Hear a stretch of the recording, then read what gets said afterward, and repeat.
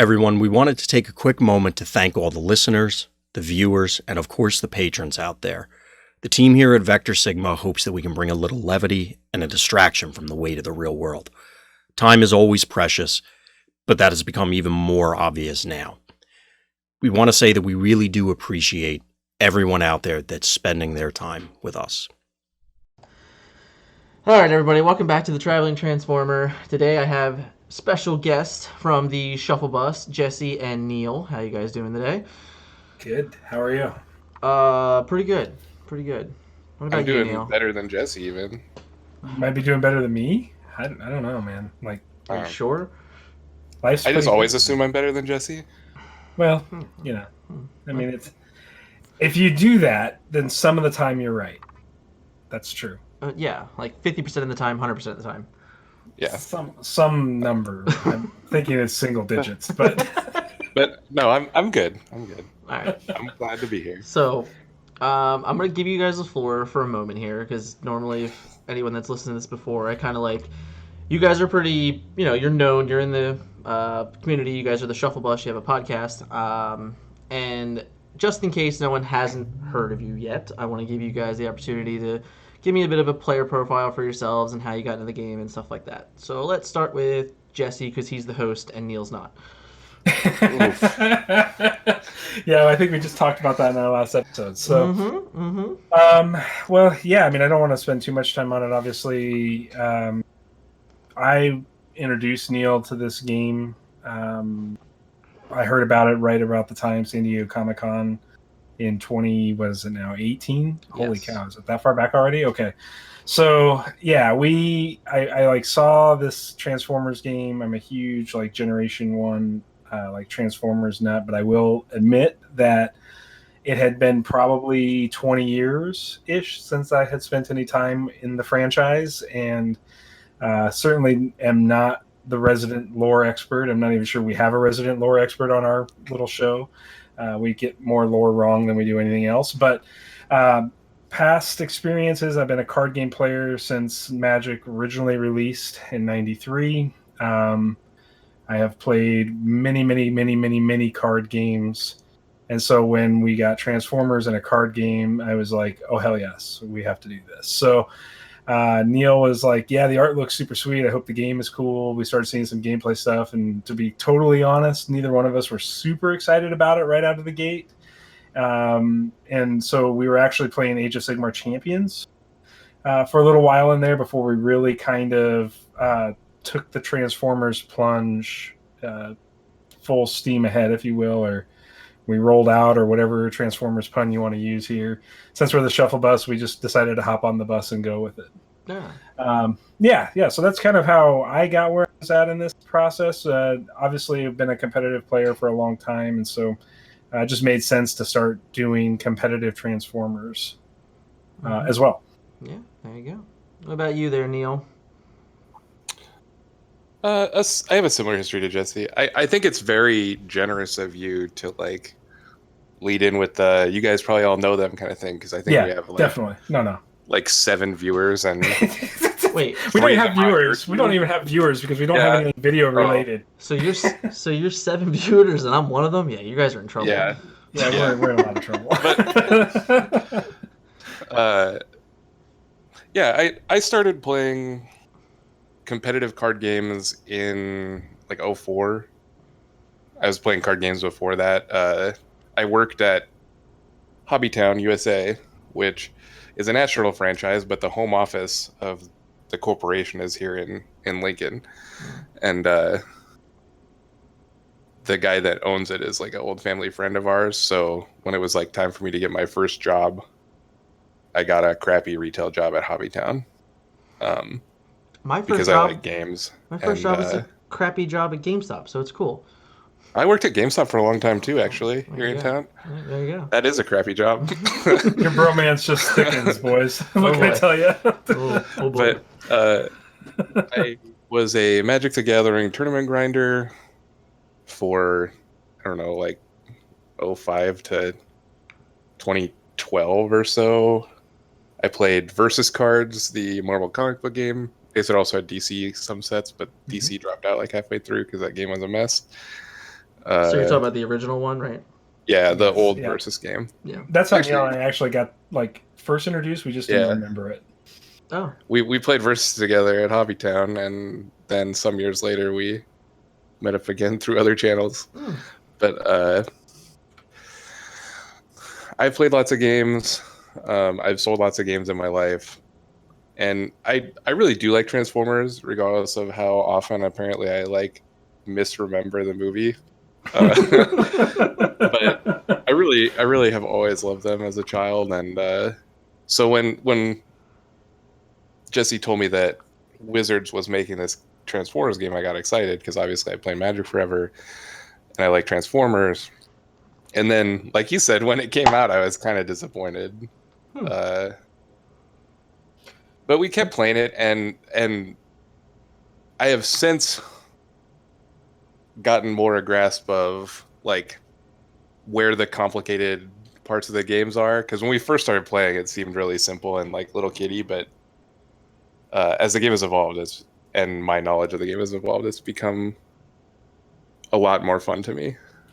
Yeah, I think one of the challenges there is like I went ahead and didn't make it to Gen Con in 2018, and so when I have a number of folks that are good friends of mine that are not only gamers but also in the industry, and I just reached out to a bunch of them and said, "Hey, can somebody run by the WotC booth and pick up the Transformer starter set for me at Gen Con?" Since we weren't going to get Wave 1 till like November or something, so ultimately, when we got the starter set, that was all Neil and I had to kind of get our first taste of the game. And to be quite frank, that set doesn't leave a very good taste in anybody's mouth from a like experiencing the game and what it has to offer sort of perspective. Yeah, and I'm pretty sure that even at this point now, we're we were almost about to have Wave 5, but it's been delayed. Yep. So Yep. But they had even said that they got that same review about the first starter set a lot, and that's why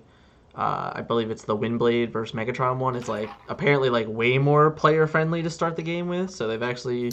I would agree with that for sure. So now I definitely would agree. They suggest people to pick that one up to try that one rather than the first one, and I didn't have that experience obviously, but I remember like at PAX Unplugged 2019, I think it was 2019.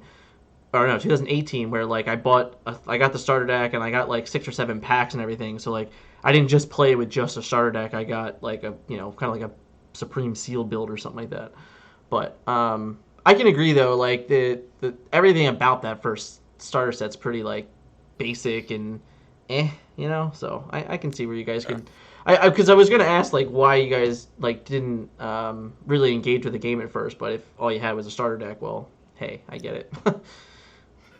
Yeah, I think if I remember right, like by the time Wave 1 released, we got PAX Unplugged just shortly after that, and that was when the Touch deck that Scott piloted there kind of did really well. And I was monitoring the game from a competitive standpoint, and just it didn't have a competitive scene to start, and I think that's another thing that was kind of one of those things that both Neil and I looked at and went, well, if they can't build a competitive scene, then we're really probably not interested in just playing casually. Like we play a ton of card games.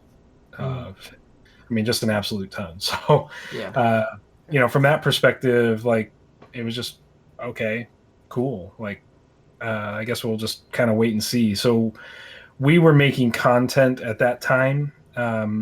But that content was being done under a different channel than the Shuffle Bus. I was gonna say, because I'm pretty sure you guys like your first podcast was like July, right? Yeah, we didn't do our first podcast until after Wave 2, in between Wave 2 and Wave 3. Yeah. If you want to watch us play some dorky card games, there's some YouTube videos out there of us under Punch It Plays. Where we play Transformers, we played Age of Sigmar Champions, we played Star Realms. So why did you guys switch? Because I'm brilliant and came up with an awesome name. Okay. Yeah. Okay. No, we changed the name. Punch It Entertainment still exists, and so Punch It Plays is an organization that still exists that I'm the owner of, and Neil's a part owner of, and it's actually a board game publishing component. Okay. So like as we were kind of sitting there going, okay, well, if we're going to make content for a specific game, it probably doesn't really make sense for us to be using a quote unquote commercial channel, if you will, for this. And so we really wanted to differentiate Punch Entertainment and its, Right. what it does from this. We didn't want it to look like we were just trying to sell stuff, right, from our publishing LLC. So, and we thought the Shuffle Bus was a little more fun, like just kind of a more laid back thing. And obviously, the Shuffle Bus has only covered Transformers, which was one of the things that we did under Punch It Plays. But we, since the initial rocky start that we were talking about, obviously we've latched onto the game and spent a bunch of time on it, traveled a bunch of miles for it, and I mean I love it now.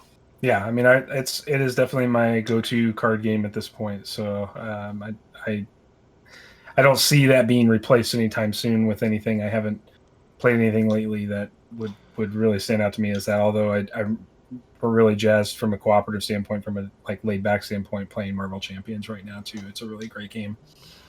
Well, I mean, we also aren't getting anything new for a while now, so that's really unfortunate. Like we're at the date of this recording, we're probably exactly 2 months out now when we were mere weeks away. So right, yeah. It's been a long time in the other direction too. Like we're in this desert of it's been a really long time since Wave 4 came out. Now we're looking at a really long time until Wave 5 comes out in the future. Yeah, well, it's funny because I remember one of the biggest qualms after Orlando, which we were all at, obviously, was the lack of nothing until the next set. Well, I guess in some ways it may have been okay because we would all been getting hyped for nothing. Yeah. No, I think the way it worked out, honestly, I'm happy that they're delaying the event. I think it's really hard to build community right now, and almost impossible to build communities. It's just responsible as a company for them to do so. 100%. Both from their financial perspective and from our perspective as players, they're protecting our well-being by moving this out, right? Yeah, you can't be upset about the situation, really. They're just removing the part where people can be dumb. That's what they're doing. They're like, we're not going to give you a choice. We're just going to say, no, you can't do this. So, yeah. I mean, yeah, it's exactly right. I mean, it makes a lot of sense, and obviously the hobby game industry is going to take a pretty tough hit. I mean, I'm attached to a lot of people in this industry, and it's a pretty scary time for them right now. The competitive card game at a local store level was already hurting in 2019 before all of this, and now outside of the hobby industry, all businesses are in trouble. So if you have a chance to support your locals right now somehow, if they're open, whatever you can do, even if it's just shout them out to your bros on social media or whatever, do it, because this is the time that they need you. Yeah, I'm incentivizing everybody. I keep telling people, just go buy a gift card, whatever you normally spend. I was literally just about to say that. Just go buy a gift card from them, and if they're not actually open to buy a gift card, reach out and see if you can buy an electronic gift card or any number of different things, because a lot of them use Square, and Square offers that as a service. I mean, that's what I've been doing for my local stores. I was telling people today, I'm basically spending the money I would normally spend as if I was still doing business with them on a day-to-day basis, and then just waiting for them to reopen to actually spend those dollars. So, I mean, I'm hoping that we don't have a long path, but who knows right now. Yeah, but that's the point, is that if you don't maintain that support, especially if you're able to, obviously, when we hopefully inevitably get past it all, it's there's a chance that some of these stores might not be there. That's 100%. It's a sad truth, but it is a truth. So I know we're already trying to work on a campaign to help our local. We're trying to figure out the best thing, but one of the things we had definitely come up with was gift cards, you had just mentioned, and I think that is a pretty easy way to go. It's like, all right, well, maybe you don't have anything I want right now, but if I had came in the store, I would have bought a drink, I would have bought chips, I would have bought a couple packs. So like, hey, Exactly. can I just get a $10 gift card to help you Or guys? or your tournament entry on a weekly basis. Right. Ben, right? Like, yeah, I mean, those are the do at this point. Right. Yeah, I agree. All right, so that's the Shuffle Bus. Yeah. So we're now This is 11 what you get for episodes. having us on your today. show. Yeah. You No, like it's, to talk, man. it's cool. So post EI, we had a little get together. Mhm. We had two of them actually, but they were in the same night. But one of them will only be ours forever. It's very special to me. I don't know what happened. I had to go to the airport. So you guys, I don't need to know. I mean, like, So- you guys can keep it to yourselves. He wasn't even talking about No. going out for drinks with the Vector guys. Yeah, He was yeah. talking about how we recorded 2 podcasts. Yeah, Because, man. We did do that as well. Yes. Yeah, the whatever terrible hangouts hung up on us halfway through the first It one. was Zoom. We The- used Zoom to record. the And gone yes. but not forgotten podcast. All right, it'll always Yeah. remember, always be in my heart. Okay. It's the best episode we've ever done because Yeah, it was way better than the one we actually aired. That's because the second time around was like weird deja vu stuff, so it's always worse. yep. But anyway. Well, this is the 3rd time. Is this going to be worse than that one? No, I hope not. because I have some interesting stats it's gonna make Jesse really happy. Oh, I love stats. Oh, I'm good. such a stat nerd. All right. I have all but confirmed that General Megatron made top 32 at Energon Invitational. Have you really? Oh, God. I will get exact proof, but in the last round, Scott played against a General Megatron. Scott finished 9th. There's a very good chance that the person he lost to was in the top 32, and I know his name. So I'm going to reach out, and I'm going to find out just for you, Neil. So I'm really excited to actually know, first off. Like, that's all obviously, this was a big thing when we first started the pod, Right. Yep. and then it like really fizzled out when we couldn't figure out the final standings. All right, well, So I'm I know excited his to name. know. I know his name. I will find out, and I will let you guys know. I will tweet it to you guys so everyone knows the answer. Who's on the hook here? I am not excited. Yeah, I'm definitely not excited to rap. I can promise I'm you not that. excited to rap. I'm also not excited to know that a General Megatron placed better than me in the EI. Well, better than both of us. So. There had to be one. Yeah. Oh, God. I wanted to just give you guys that information because I did find that out yesterday when I was like, oh man, I can't wait. I Yeah. appreciate that because we just moved on to a new content, so I'm There we go. excited to be able to actually close the old one out and There we go. go from there. Yeah. It sounds like I'm losing, so I don't know why you're so worried. Sounds like I'm going to lose this one for sure. Well, hold on. The bet was who is for I General bet Megatron? that Megatron was going to make it. Right. Yeah, Neil bet that Megatron Okay. was going to make All right, it. so I'm- Wait, I'm on the sorry. hook here. Yeah, I you was- should be happy about this then. Yeah. God. Yeah. All right. I'm pretty I feel sure. relieved right I'm now. pretty sure that he made it. So I will definitely find out. Oh, well, I have the okay, name. never mind. I retract all of my previous statements, and I'm very excited. This is the best news I've gotten in 2020. Now you know why it takes me a week and a half to edit a podcast because we have to retract 20 things for each podcast. Yeah. Look, Yeah. Right. Yeah. Right. That's okay. Yeah. So, we are. I mean, at this point, with no events, most likely until the end of May at minimum, we can officially say that we are through the Wave 4 meta. Now, you guys, you guys both traveled to Energon Invitational. You both traveled to Yep. Orlando, and you had I mean, it could have been a bigger event than it was, but it was still a 14-player event for. If you can correct me if I'm wrong, a Masterpiece Optimus Prime. Yep. Correct. A Masterpiece MP44 Optimus Prime. Okay, so you guys, you played in 3 pretty big events. How was your thoughts from like start to finish of the metagame for Wave 4?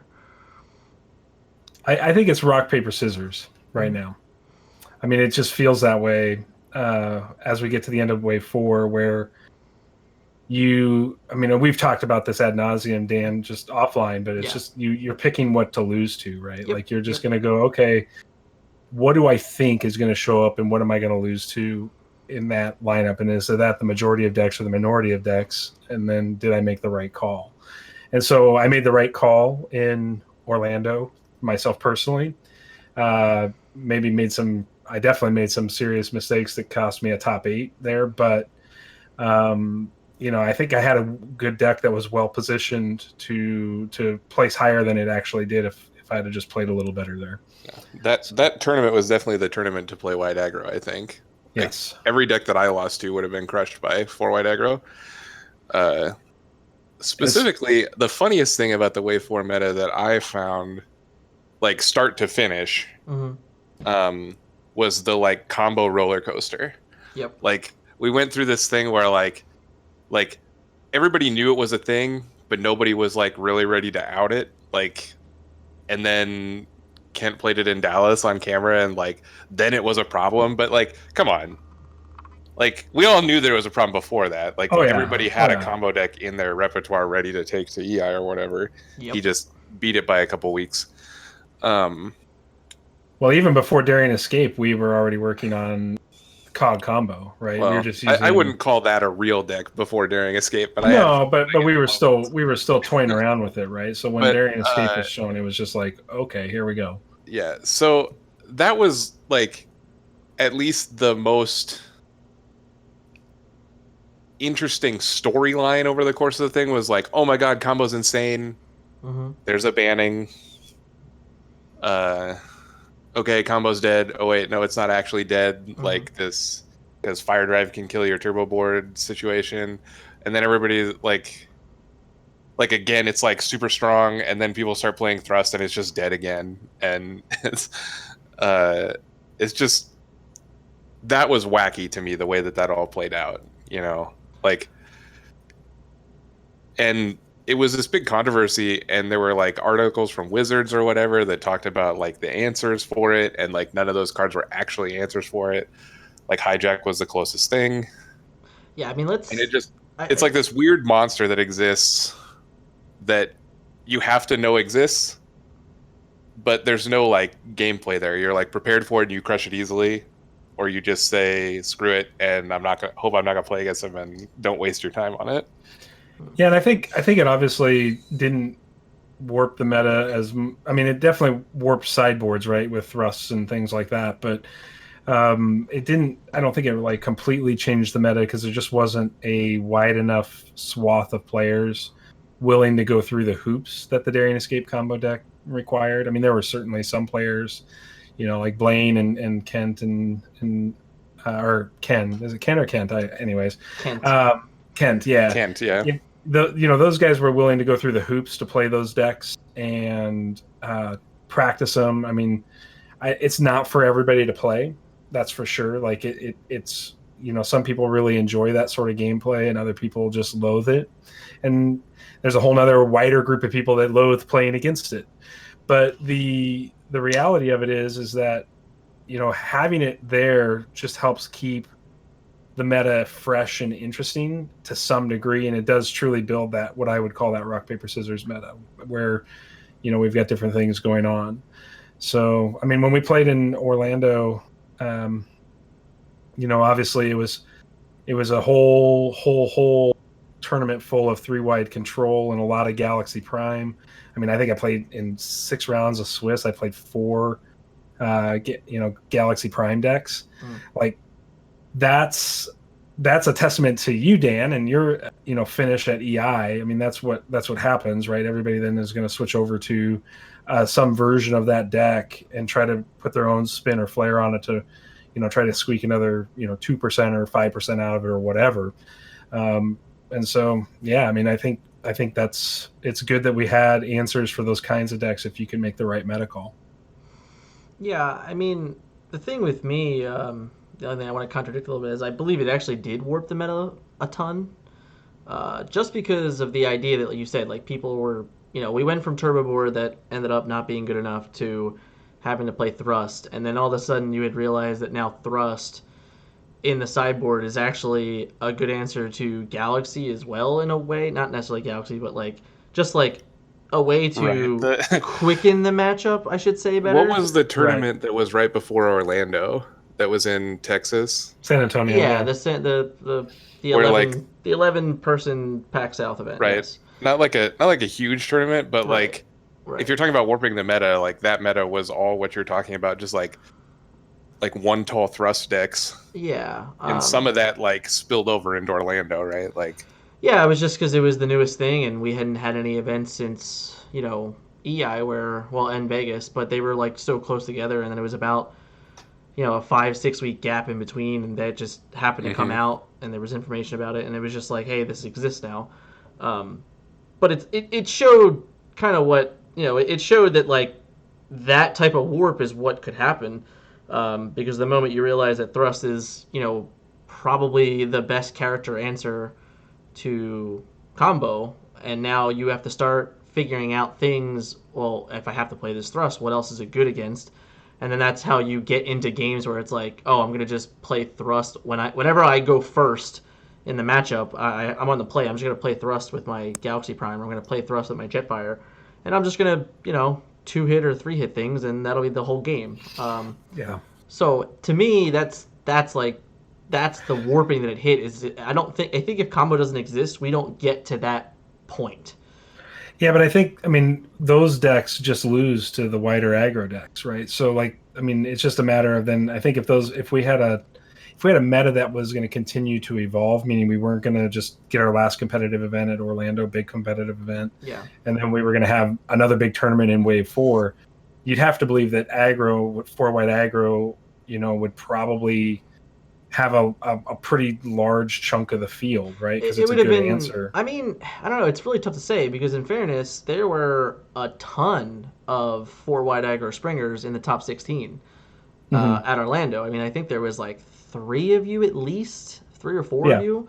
And then the one that was the general optimist that made top 8. So there was still 4. Like I'm not positive, but I know it's at least 4 because I know for a fact you were one. I know 2 others that were playing the deck also.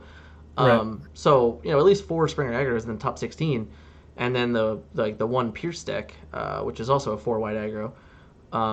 So like do I believe that could have been better? Sure, but in the same sense, to me, is that it's the trickle down effect. If you're willing to main deck Thrust, that's one thing, right? Like you're just playing with fire at that point because you're putting your game on a coin flip to begin with, and it's worse if you sit across from a 4-wide aggro deck that you just I don't even think you can win because you're starting is too tall, so you're like, oh, I'm just gonna get walloped. Great. And at the very least, you're giving up a game, which means even if you get to win a second game, that means in the third game the aggro player gets choice of what he wants to do, and you're definitely in trouble. So I don't think it's worth it to that point. I think that's the only issue that came into it was the idea that we had 3 or 4 players in the top 8 and top 16 that were willing to main deck it, and it worked out because they won those game ones and they were able to take the matches, which is a good gamble. But like you said, if after seeing that and after seeing those stats, I don't think I would have ever taken that gamble again, because the idea that, well, if people are going to do this, I'm just going to play 4-wide, and then if more people play 4-wide, then you're in a world of hurt because you're just stepping up to a game that you can't win. Sure. Yeah, I agree. And that's the exact same way that I felt about playing combo in Orlando. Like I really wanted to play combo going into Orlando. Yeah. But after the San Antonio results or whatever Texas tournament that was, like I just knew that there were just going to be thrust decks. Yep. And I don't want to go into a tournament that I know like there's just going to be decks I can't beat. Yeah, it's 100% right. And I mean, that's the thing about at least what I like in our testing with the Springer 4-wide aggro versus like your version of Galaxy Prime, and kind of moving forward, even like the iteration of Galaxy Prime that you guys sort of played at Orlando.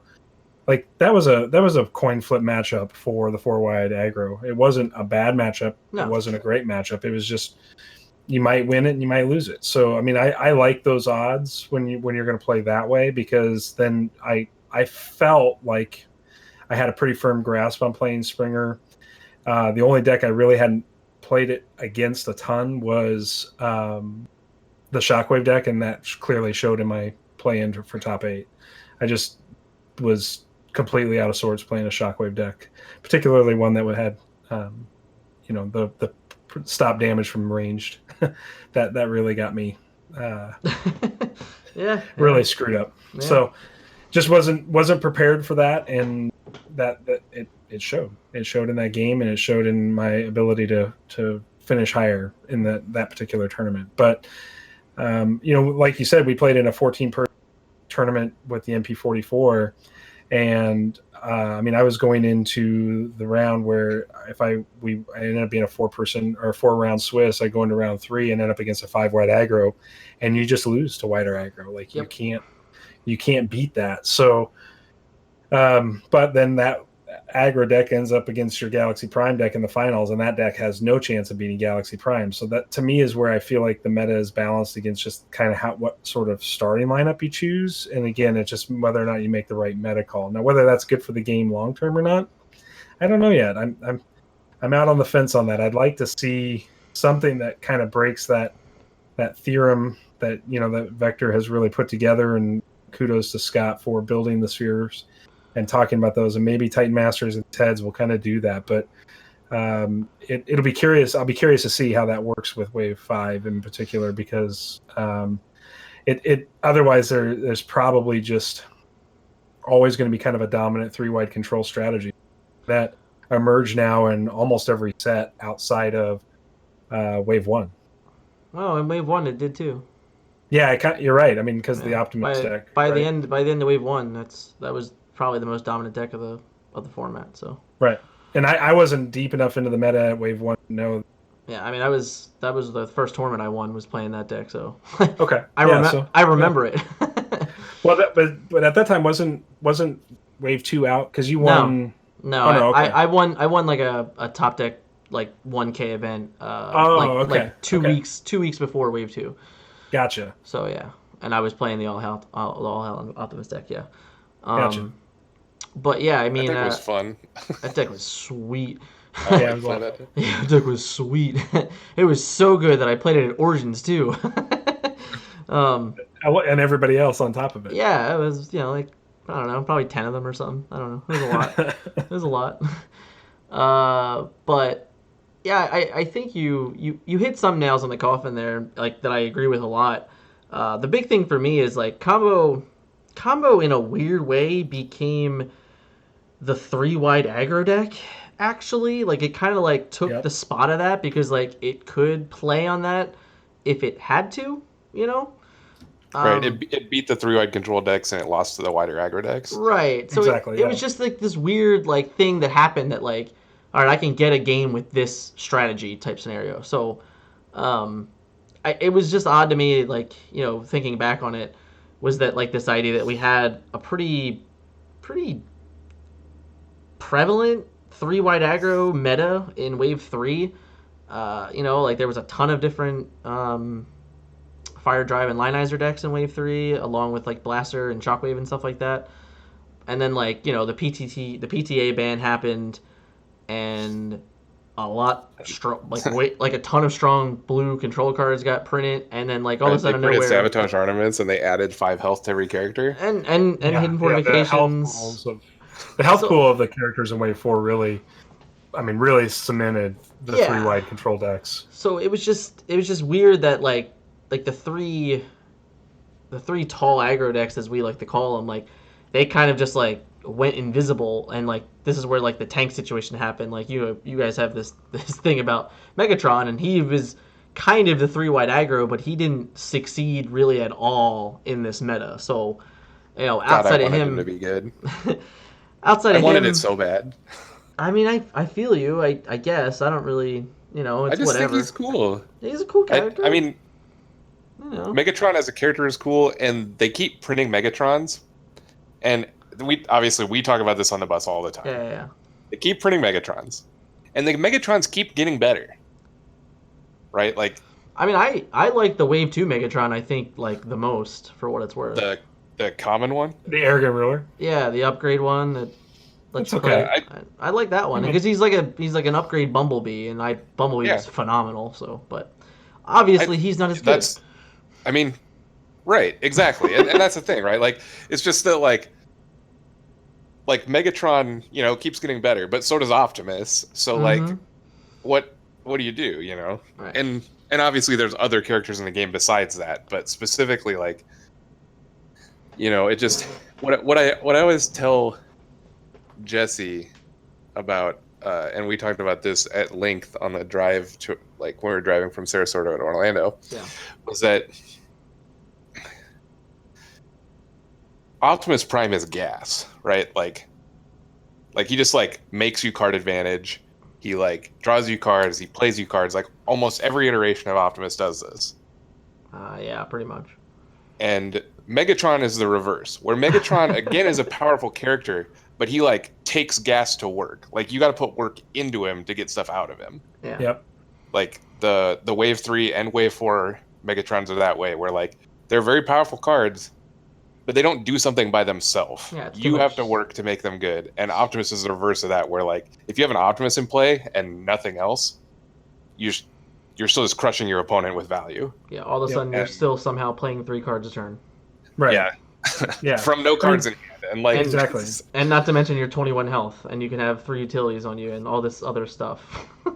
So I think one of the things that I really like, for me, the best Megatron, in my opinion, is the Wave 3 Megatron. He's the closest to being viable and competitive, but he's still not. It's as Neil said, you have to put work into him to make him good. Like he doesn't do that on his own. Yeah, and then like not to mention cards like Sabotage Armaments just ruins his. Oh yeah, when they printed SA, I was like, well, there goes General Megatron. He's just like instantly, my heart just sunk. I'm like, well, so much for General Megs. And then I thought for sure I was winning the bus challenge at that point. We'll find out. That's why I didn't think that I won, even though you told me I did just now. Mm-hmm. It's just because I've resigned myself to losing for like the last 6 months. Like I've just resigned I'm like secretly behind the scenes hoping we never find out, because I know it's gonna be bad for me. But, yeah, I mean, I might give you about 4 bars, because after that nobody's gonna want to hear anything. but What are your what like? Sorry. You're okay. How do you guys feel about, like, you know, we just discussed it you know, at length of like what it was. How did you just did you like, are you okay with the way it was, the way the meta was? yes, 100%.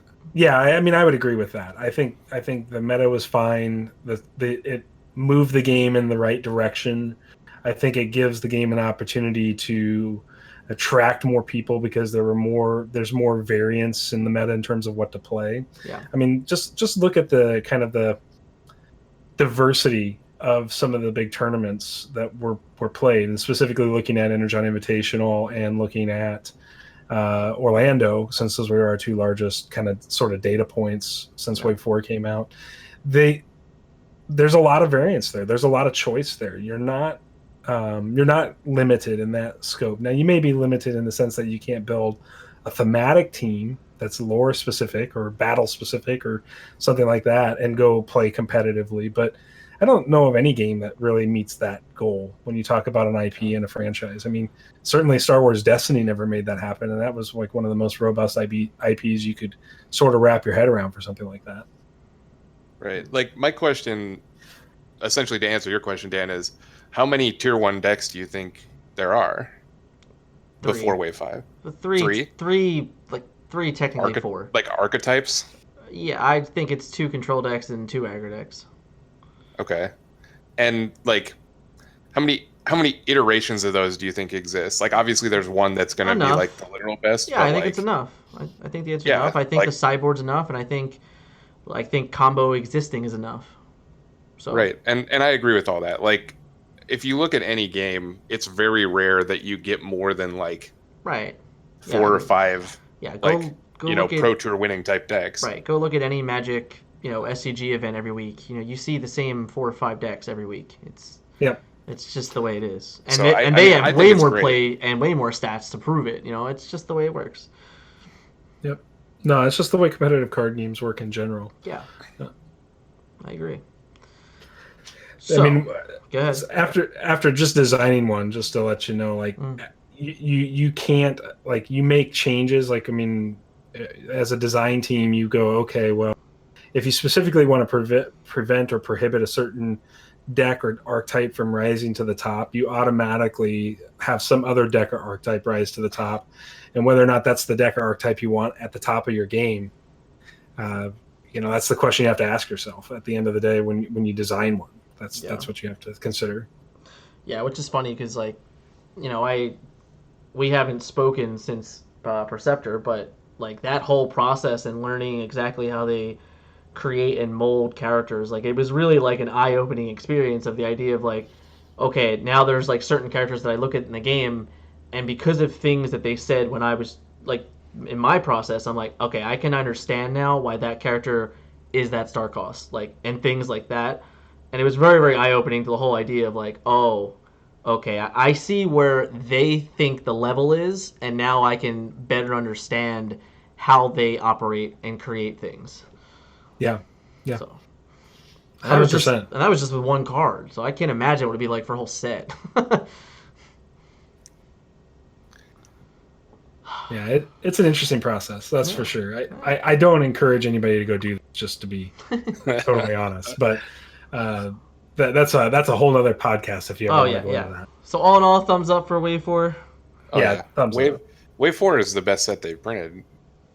I would take the argument for it. I think the characters just outweigh all the battle cards. And I don't literally mean for power level. I just mean like as a whole design. I think like it's like you were talking about their design process, which obviously I've never discussed with them personally. Yeah. But just as a whole design, I think limited is fun. I think the cards that are good and interactive, which like in Wave 1 is my second favorite set. Yeah. Where, the cards are very robust, but the cards that are good in Wave 1 are like broken. Right. Like they don't follow the same rules that a lot of cards that are printed now would. None of them do. So like no, not at all. So Wave 4 I think really came into its own, like just as a whole from a design point of view, keeping constructed and limited in mind.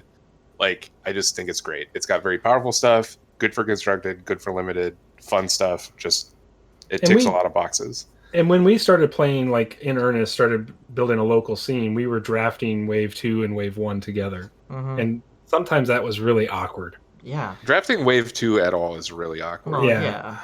But just solo drafting Wave 1 was also really awkward because the star counts, it just wasn't enough like low star bots to help round out a team. Yeah, so sometimes you were just SOL and getting anywhere close to 25 stars on something. Yeah, that's why we didn't have a limited format until Wave 3 and Wave 4 were out, because all the additions of the little bots and getting 2 characters in a pack makes a world of a difference.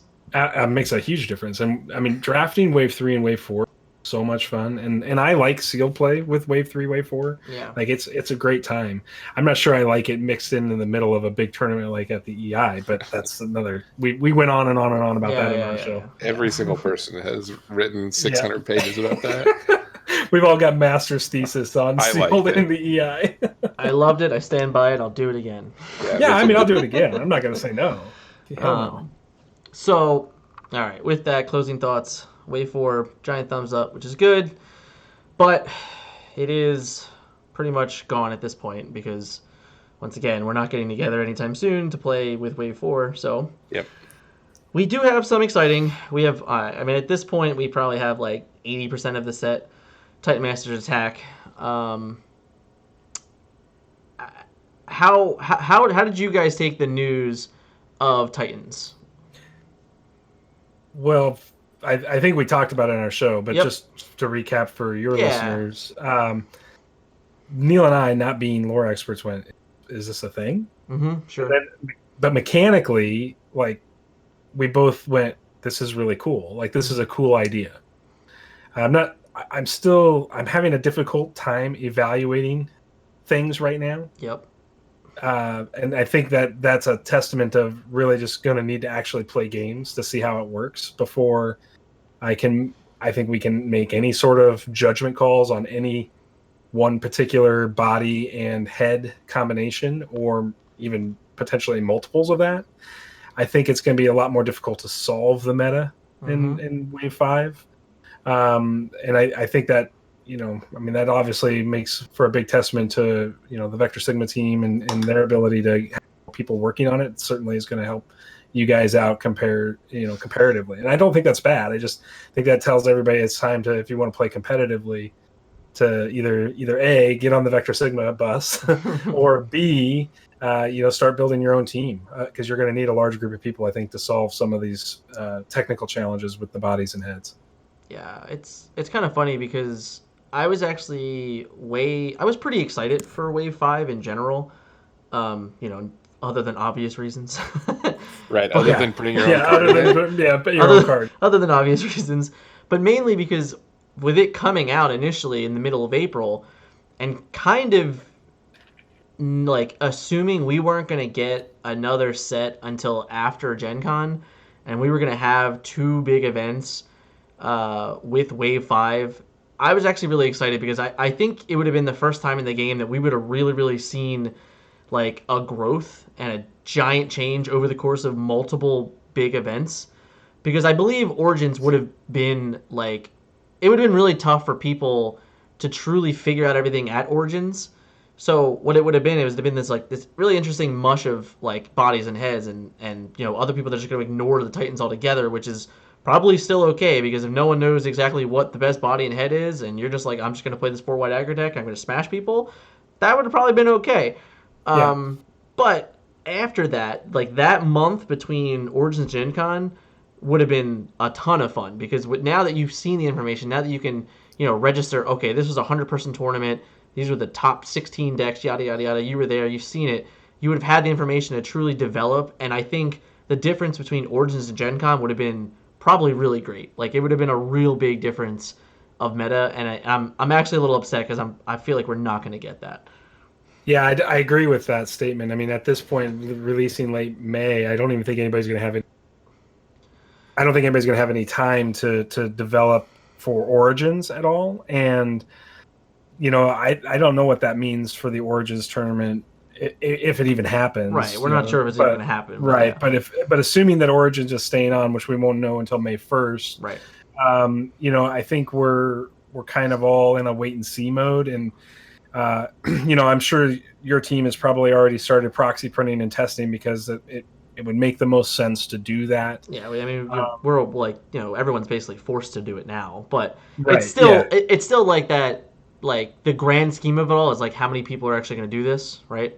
Right. So you're right. Yeah, so and that's the truth, is like everyone's not going to get this set until May 29th. So if Origins does happen, it's only about 2.5 weeks, because Origin starts on a Thursday. So it's like a week and a half. Yeah, it's 10 days or something. It's okay. I thought it was like the 16th or 17th. I could be wrong though. You might be right on that, because it always falls over Father's Day weekend. Yeah, always falls over that. Yeah. So it's definitely a limited amount of time for people that aren't going to go the proxy route. So I'm you'll hear me first person saying it. You should do the proxy route, because if Origins happens, and you if you waste an entire month and then May 1st they announce it, you've already wasted an entire month of not playing. You're not playing the game, which is that's bad. That's kind of crappy and all in all. But I get it. But I know that we're going through efforts of creating scenarios. I've seen even like people share this on Facebook and stuff like that, of like tripod setups where you can just put your phone at it, angled down at your mat, and you can live play over Skype and Discord and stuff like that. I know we started that setup about a week and a half ago, and me and Vince were testing it out, and we have a setup that's going to work, and we're going to do it.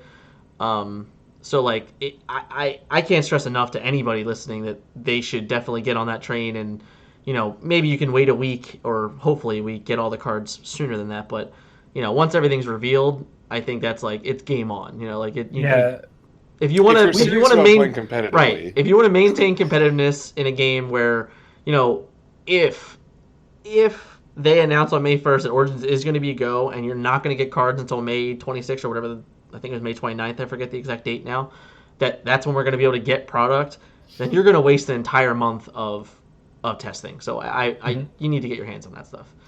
I do think, I mean, and this is a little bit of a spoiler for our next episode coming out, because we start talking about the battle cards, but the battle cards, to me, there's I think we're not getting a very strong battle card set overall. I think we're getting a lot of really narrow design choices, and I do worry about how many sets in a row can we get kind of reduced battle card sets, because if there's one area where this game is kind of lacking diversity, in my opinion, it's in the battle card decks. Yeah.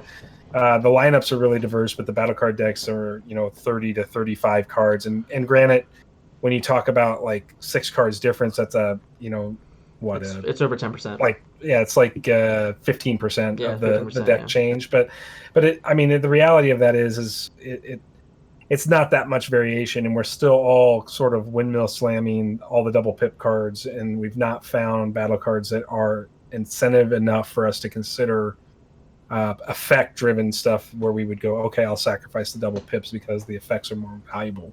So I'm hoping that they can kind of dial that in some more and maybe take some more chances in the battle cards as we move forward, because I'm just not seeing that happen in Wave 5. That's me personally. Mm-hmm. Other people may disagree with that, and maybe I'm misevaluating some cards right now. It's very possible. I'm still just trying to figure out, like, okay, if I'm going to play a Titan Master, which one is the one I want to play? And it feels like I need to make it a centerpiece. And how many stars am I committing to a head? And what's the rest of the team look like? It's a really complicated sort of puzzle to solve. And it is. I totally agree. So I think it's interesting. I think that's interesting, and that's good for the game. But I do think that battle card choice needs to come in at some point here. What about you, Neil? How you feeling about it? I'm super excited, man.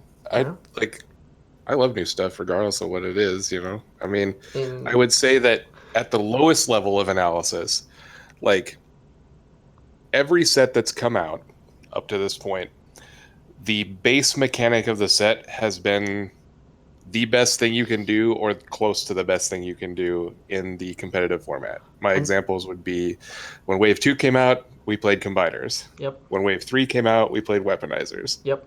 When Wave 4 came out, we played these giant monster guys. All these things that are just core to the design of the set. And they were like the best thing you could do or close to it. So I assume going into Wave 5 that this design will follow a similar path where the bodies and the heads will be the best thing you can do. Yeah. Now I compare this set very often to Wave 2 and Rise of the Combiners, because like the combiners were such a different type of thing, and that's exactly how the Titans feel. So I totally respect what you're saying there. Yeah, and I mean, on a more, I don't know, on a deeper level, I'm excited. Like, I haven't played any games with proxies yet. Right. I don't know what it looks like. I don't know exactly what I'm expecting. It sucks. It sucks. It sucks. Yeah. I'm the kind of guy that I do not like playing online. I've never liked playing online at all. I played, if you guys even have heard of it, the game Hex that Cryptozoic ran. Yep. I played that online like for the launch because I kickstarted and everything like that, and I was into that for about a year maybe. But like, I can't do Hearthstone for more than just personal reasons. I don't like the any of this. Like for Destiny there was Tabletop Simulator. I didn't like that. Any of those ways to play online I've never been a fan of ever, because I just believe it's so easy to become distracted type scenario. I don't like playing on electronic medium like that. Right, like I don't like playing Octagon. Right. But I like playing with proxies. Like, that's just how, growing up as a competitive Magic player, we tested with proxies. Like, right. Oh yeah, no. So to me, that is definitely the better choice. I'll take the proxies over playing on any other platform. I haven't had a chance to do it with the Titans yet, and I'm really excited to see what it does to the game, because like the idea of like your guy dying and leaving a guy behind is very interesting to me. Uh-huh. And I don't know if it actually changes that much about how like the turns work, but it seems like it could really fuck up. I'm sorry if this is a PG stream. You're good. If it would really screw up like how the attacks work, because if we go to like this situation where you got 3 guys, I got 1 guy left, you like attack me down with 2 guys and you kill him and my head shows up, and then I take a turn, it feels like I'm getting wrecked kind of. Right. And that's interesting to me. Like, that's very different than a situation we've had show up in the game prior to this. No, I agree. Yeah, I mean, I think I'm a little. I'm not. I do think that I do think the Titans are going to be full. I'm more concerned with whether or not we're going to see much deviation on the battle cards. And I mean, if you listen to our stratagem episode today, you know we kind of weren't very kind to many of the stratagems. All so boring. Well, what about the stratagem that gives you star cards? Like there's all these different variants of them. You don't think that those stratagems are going to be good enough? So when we recorded the episode, those aren't previewed yet. yeah. I mean, I think they're interesting. I'm not sure whether. I mean, obviously, getting double pip cards just for the double pips in there is of value to you. I'm not sure that the star cards, at least I haven't seen a ton of star cards where I just wake up and go, like, I wish I had in my 25 card, 24 star deck, because I got to play a stratagem for one of those, where I can get 2 more star cards that have an effect that I really go, oh boy. I mean, the easy answers are mounted missiles. They're really good. Right. Yeah, of course. Yeah. The stratagems that you're talking about that give you an extra star, like if you have a star left over after building your team, they're just free. Right? Like there's no reason not to do it. Correct. I think that's fine. It's probably powerful. Yeah, I mean, like weaponizer one I think is really good. Yeah. I do think the weaponizer one's really interesting for COG in particular. I like the Autobots and Decepticon ones, personally. The heroic whatever. Yeah, the one that gives you 2 blues or 2 oranges. Like, personally, I like those cards a lot. The biggest problem is, like, you probably very easily forget what cards are even star cards, because the moment they were previewed as a star card, you've already written them off. Oh yeah, for sure. So, and half of them are really bad. No, I agree. I'm not gonna like stand up for most of them, but there are like hidden gems in there. Like Recon System, for example, is a pretty damn good card, and I've played that card a large number of times. Right, I've played it a lot in limited, yeah. And it's a blue orange, so it's a good pipped card along with being a pretty good card. So like cards like that, I think they're gonna see play. Obviously, Mounted Missiles is the easiest one. Right. And even cards like Full Loadout, we've seen people try to make OA decks work, right? Like that card's a good card for OA decks, but it was like, oh, it costs a star. I can never do that, and that's why like you had seen Springer versions and Shockwave versions, because you had to like cheat things into play. Now it's like, okay, well now I could probably try this idea with just Full Loadout and see what happens. Like. So I think it's opening up a lot of doors that needed to be opened up, actually. I mean, inherently in the game, if you went to a 26-star team, you should have an advantage over your opponent, right? Like, right. If assuming the cards are all balanced, which, we know they're not. But right. Like, if you were playing, 3-white Optimus, Galaxy plus Skydive and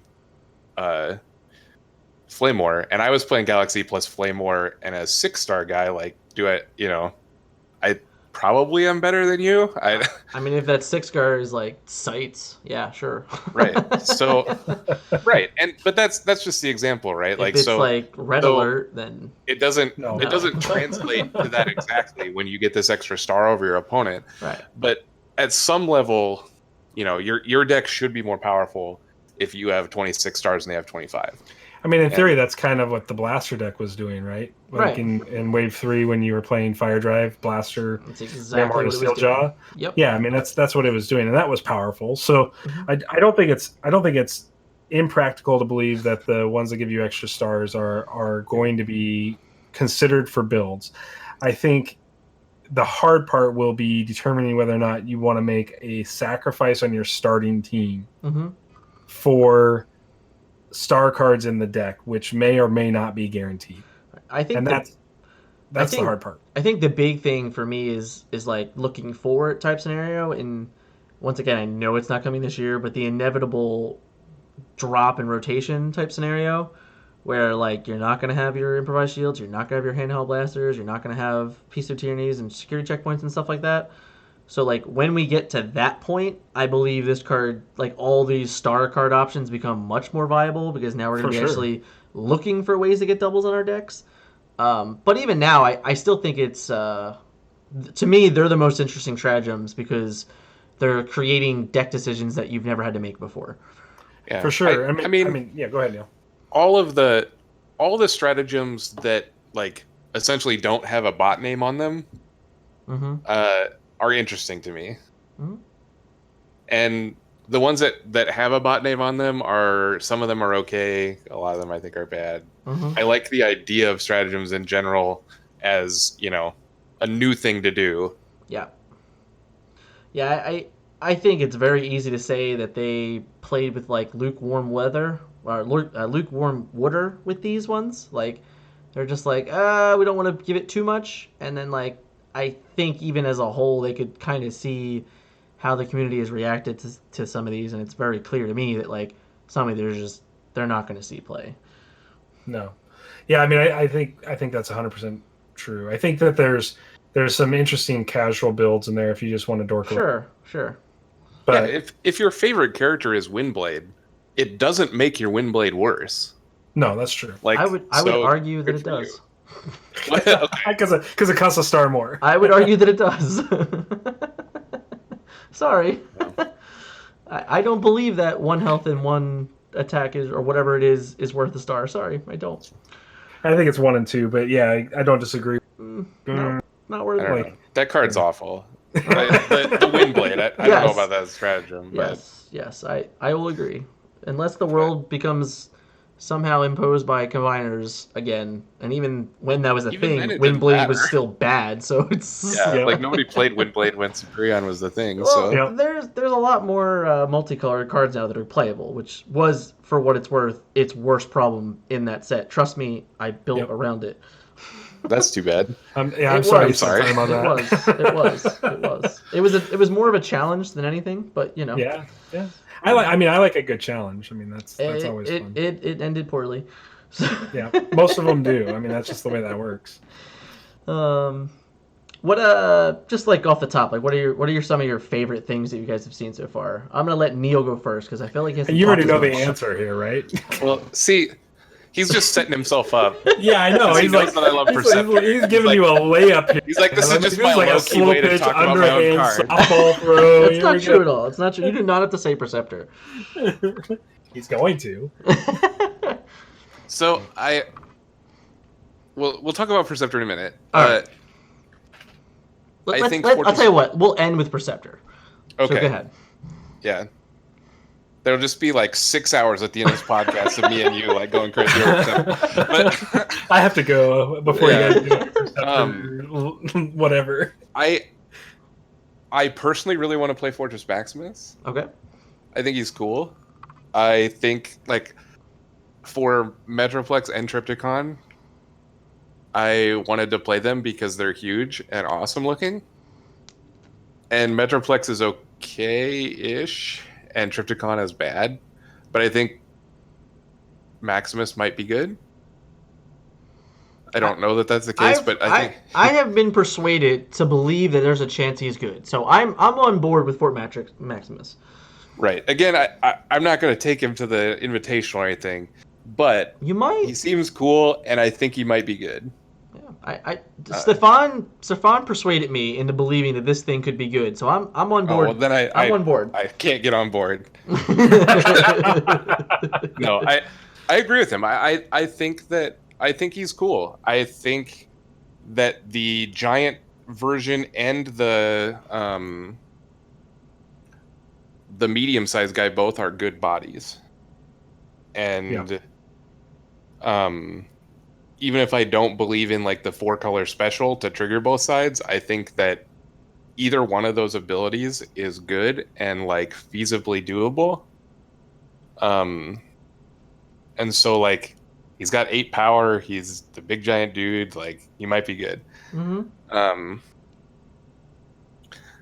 I want there to be a good deck for Clobber Okay.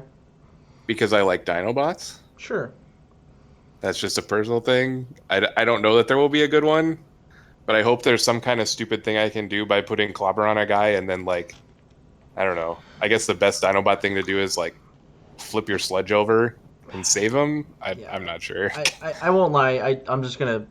To me, I think it's cool. I like it. I like that they did it, but without any more Dinobots that are playable, I don't think it's good enough anymore. Because honestly, Grimlock's not good enough anymore because he doesn't have enough health and he just dies Right, to he's anything. just small. And all the other Yeah. Dinobots are just understated for cool abilities. So it's just the same thing where Like, I like that they did it. I think it's cool, but in the end, they didn't help Dinobots by doing it yet. So hopefully, sometime in the future, we get some like Right. newer, cooler Clobber's the kind of Dinobots. card that like is only going to ever be as good as like how good the Dinobots are, right? Right. Like, so yes, you right now, you need Dinospot support. As good as Dino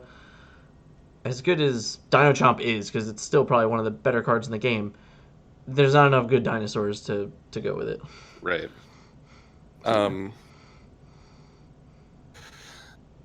I don't know. Well, I can't think of anything else besides Perceptor now. So like, Yeah. I've been like Neil is stretching completely- to not say Perceptor. Yeah. I'll add a couple of things. Go ahead. I mean, I think I want to evaluate Brainstorm with games. Okay. This is not a Titan Master, but I think his ability is interesting and potentially good. I'm not convinced completely, but 9 stars is reasonable for the stats he's provided with, and the ability is interesting. But probably it's, what was the one you guys revealed today? Pounce. Yeah. Pounce is this is a guy that I want to do stupid stuff with. Like, I don't think he's probably good. Is this a secret action guy? Yeah. I actually like Pounce a lot. I think he's cool. I think he's really cool. Again, not a Titan, right? So he doesn't have a body mode. He's just a regular bot. So I'm struggling outside of what you guys are saying. I think Perceptor is the best body that I've seen so far. So like, I still want to try to figure out Perceptor. You're welcome. Yeah, for sure, man. Yeah. I mean, I know I beat you, and you and Neil can Perceptor. I mean, from just like a dorking around sort of thing. I want to see if Sky Shadow is good. Yeah. He might be really good. He might be, because he's so affordable that you can have a reasonably solid partner with him, and an 11-star bot alongside him doesn't seem terrible. No. So the fact that I can have an 11-star and him, I'm not probably playing this. You have to play the sync though, right? So you're gonna have to get a 10-star bot. Sorry. Yeah. But yeah, I mean, I think you can put a 10-star Titan there and still have this, pretty competitive idea. Absolutely, right? So I think that's something I'm having a hard time evaluating whether good or not yet, but it'll be one of the decks I'll try early on, and then of course, Neil called me out on it when we were doing the bot stuff, but I like moving damage with planes, and so Windsweeper certainly kind of tugs at my heartstrings. I know he's probably not good enough just based on what I know about those decks, but for 10 stars, his stats are good and his ability is fairly relevant. I'm just not sure what you're going to pair him with other than Airstrike Patrol. I hope that the Pounce is good. Man, I tried to play Sergeant Skywarp. Yeah. Like a million times. Oh, no, it's Trigger Happy, right? Trigger Happy is the one with the secret Trigger action. Happy returns a weapon. The weapon, the secret action guy from Wave 3. Skywarp. Yeah. And I wanted him to be good so bad. He was so fun. I was playing. I was messing around with him in block a lot. I liked him a lot. Yeah, he's really cool, good in limited. Yeah. Yeah, there were multiple weeks in a row where I just drafted the Skywarp and tried to just go off. Skywarp. He at least drew his whole Wheeljack stuff. Sometimes he DE on you there. Funny thing is about Pounce is I think his other abilities are interesting and they're good, but I just like him as the idea that he's just this body at 8 stars that doesn't have to flip. Yeah. I'm on board for that, because right now I'm having a tough time finding characters that fit that mold. That are okay not flipping. That are okay not flipping and that are situationally good when you have to, like in a dire situation, flipping him isn't terrible. And then the idea that he can still pose a pretty okay threat. All you have to do is play a secret action and then play a weapon on him. All of a sudden he's 10 attack. So it's okay, I can deal with this. Yeah, I mean, I think he's going to be a strong bot. I just let me ask you what may be an unpopular question. Is this the worst Optimus? Yeah. Well, no, it's probably the one. Is this starter? It's probably the common from Wave 1. Okay. Not the. Are you talking about the 12-star Freedom Fighter? The Freedom Fighter one. He's probably the worst. But this one, listen. Here's the thing. and we actually had a long discussion about this in Discord today when they announced it. I am prepared to be wrong, okay? Because I always am. But I'm always prepared to be wrong. But I am from the moment I read him, I'm like, man, this guy is not good enough. like yes, he can maybe heal 2 when he attacks type thing. Great. He cost $1 billion. Like for me, for him to even be playable, he has to be at 16 stars. And then at that point, he's already worse than Galaxy Prime. Right. And I don't even care that like you get a second head to help him with.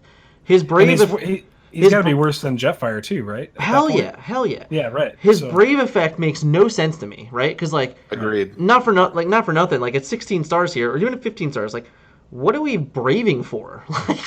like. Yeah, what are we saving? Especially at 16 stars. What are we braving for? Like, right. Characters. We already had a 14-star brave guy that never saw any play. Are we talking about characters that have stealth on them? Like, this is the whole problem here. I don't know I don't even know what that stat does for him.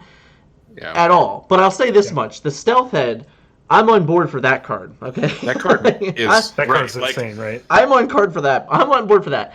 But him, I get it. Like I think he's a giant line of stats in essence, but I just don't think he matches up to a Galaxy. And that's the first time in the set where I'm like, I've constantly compared these characters at stat cost to another character, but this is the first time where I'm like, if this guy's at 14 stars, still don't think he's better than Galaxy, even if I get an extra guy. Like that's where I'm at with him. So, and that's my biggest problem.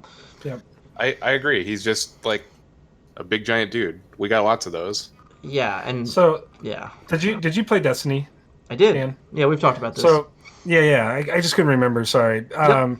Do you remember when they came out with plots in Destiny? That's Yep. kind of like the stratagems. Yep. I feel like the heads and stratagems are playing into that same kind of realm. We're just getting into 2 separate mechanics, and those had a big impact on Destiny, right? Oh, hell yeah! Right. So I think we're talking about the heads in particular. I'm not sure the stratagems, but the heads in particular are really going to change the way the game is played. And you're right. I mean, that's what I've been struggling with probably more than anything when evaluating is like, okay, here's this body. It's 7 stars. Now, which head would I want? But the problem is I don't know what I want to play on the rest of the team with him. So then I'm like, I don't know. Do I want the bold head, or do I want the tough head, or do I want the Pierce head, or like you see what I'm saying? Like, yeah. And so it makes it hard to evaluate what your team is supposed to be. It's almost like you have to commit to whatever head you want to use. And I'm sure this, Scott or somebody will listen to this and message me and say I'm totally wrong. But I just am struggling to wrap my head around, no pun intended here, how to build the heads with these bodies. And build the teams, and I think that's the challenge I'm having. No, I don't think you're off. I mean, I think I think it highlights a skill in the game that is maybe overlooked. Yeah. When building decks, like a lot of people see a character and they're like, I want to play this character. Mm-hmm. And I think in order to build decks correctly for this game, instead of starting there, which it's not always wrong to do that. Like you see cards like Galaxy and you're like, okay, here's my centerpiece. Let's start from here. But if you take a more general approach and you think like, okay, so here's these pieces I have. What do I want this deck to do? Mm-hmm. And instead of thinking about like the literal characters, we think about, okay, I want my deck to do this. Mm-hmm. Like this seems like a good thing to be doing in this meta. What is the best way to accomplish this? And that's how you should start looking at these heads is like, okay, so I want to build a 3-wide control deck with a large centerpiece and 2 smaller guys like, Flame War or Skydive, whatever.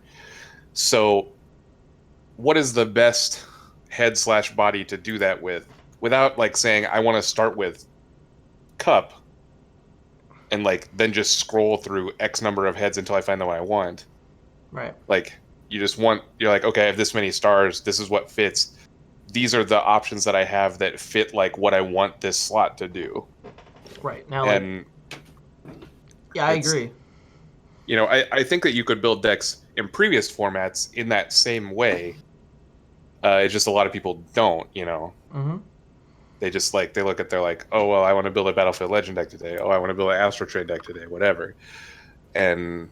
But more often, I think, and if you play other card games, you get a better sense for how this works, because in other card games we don't really have this starting team. Like if you're going to play Magic cards and you go out and you're like, okay, well, aggro's really good right now, so I want to build a deck that has these aspects and is good against aggro. So what are these card slots going to be?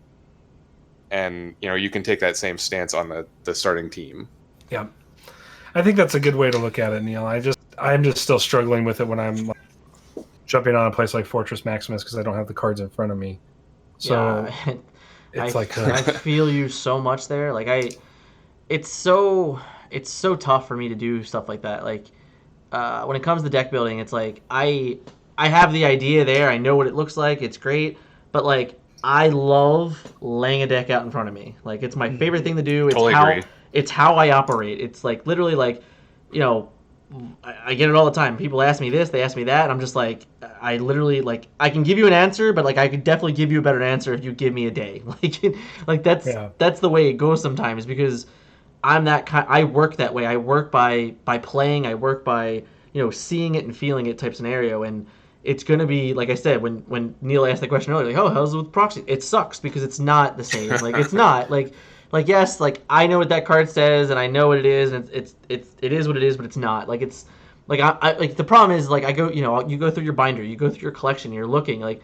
You're not doing that with proxies, so you're just like, yeah. Oh, I have to go online again to Fortress Maximus and once again look at all the cards and make sure I'm not missing one, or go to my app and go to my phone, and it's just, to me, like, it's not how I like to build decks, so it's really tough. This is what I got into trouble with Wave 4, because Wave 4 had a kind of a limited time between EI, its release and EI, and I was like, okay, well, clearly we're just going to proxy print as the spoilers come out, but it's really hard to keep up with that. And so then you're like, oh, did I print that card? I don't remember if I printed that card. Like it's tough. So I don't know. I mean, I'm waiting. I guess I'm going to wait till most of the set is spoiled at this point, and then I'm going to print proxies and start to really hammer games out. But I mean, it's right now it's tough to just go on Fortress Maximus and start building decks. I tried to do it the other day just to like start think about Wave 5 in this light. And by the time I got done with the deck, I was like, well, I basically got everything in here that I would have just played before Wave 5. Did I add anything new? Am I missing something here? So like, and maybe it doesn't need it, but at the same time, you start going, well, hopefully there's other stuff in Wave 5 that's enticing enough to consider playing here. So like, Oh, I feel you. Like I've been spending almost the entire last week, like outlining an article for Perceptor, and pretty much it's almost like every card that gets printed, it's like another idea. It's like, oh, wait a minute, like one of those, like Pounce, like yes, we spoiled the card, but we didn't get that card until like 4 days ago. Like that's how quick that turnover was. It was like, hey, I have an extra card for you guys to spoil. Oh, thanks. But then like I look at a guy like Pounce, I'm like, oh man, that's a good character for Perceptor because he doesn't have to flip, and he can still be effective. He has a nice little body. Great. Back to the drawing board. So, like, it is really tough, like, trying to get, a whole sense of everything without all the information, and that's the biggest problem. So, my hope is, like, we do get the final, 10, 20 cards or wherever we're down to at this point, just so even if we don't get the cards until the end of May, at least we have all the information and we can start working with all the information. Yeah, I mean, even if we get to the point where we're down to 5 cards or something by the end of May, listen, that would be workable. Listen, Sabotage Armaments and Javelin were revealed as the last 3 cards. I know, man. Okay? I know, but they mattered. Oh yeah, you bet they mattered, of course. But it was also really obvious that they mattered, right? Like by the time we saw those cards, we're like, oh my god, this is like. Yeah, but I'm saying I don't want to waste like a month playing with 3 of a card that like on the 2 weeks before they're like, oh, by the way, here's this card that's definitely better than that other card. You're not going to play. But Watsy doesn't care about that. They want you to waste a month. I want to not waste a month. All right, I want to not waste a month. I'm sorry. That's just not the way developers think. They're going to save the cool cards for last, no matter what. That's fair. They've given us some cool cards in the middle too, but I mean, that like if there's a bomb card to still come in this set, it's in the last 20. Right? I mean, we have to assume,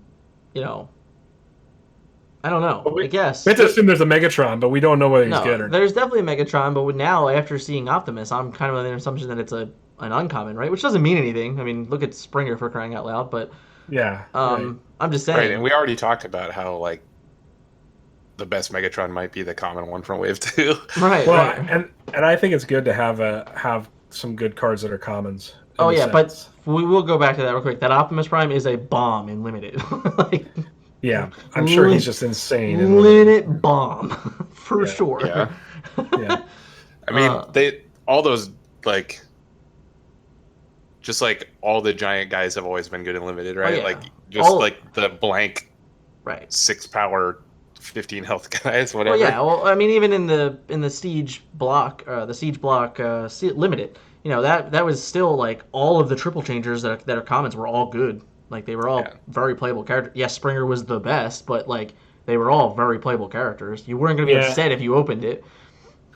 Yeah, and I mean, I don't know. Springer's probably still the best, but I mean, I make an argument for Astro Train to be right up with him in limited. No, Springer. I hate Astro Train, he sucks. No, he's Yeah. fine. He's fine in limited, but Springer's bonkers.